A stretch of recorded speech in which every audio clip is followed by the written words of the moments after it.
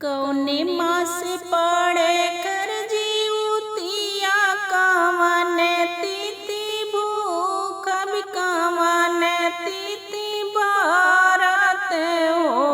सासु कवन तिथि पड़ेला पारन करबे खरजुतिया हो।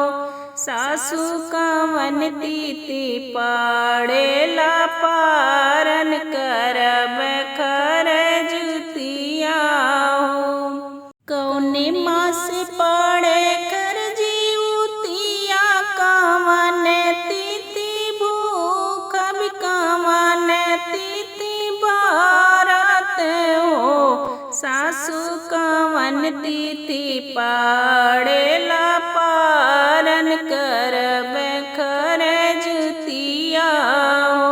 सासु कवन तिथि पड़ेला पारन करबे खरजुतिया हो।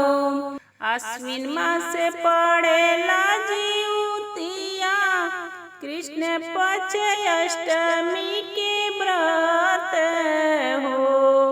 आश्विन मास पड़ेला जीवतिया कृष्ण पक्ष अष्टमी के व्रत हो।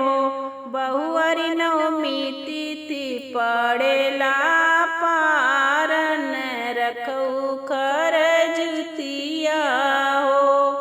बहुअरी नवमी तिथि पड़ेला पारन करहु खरजुतिया हो।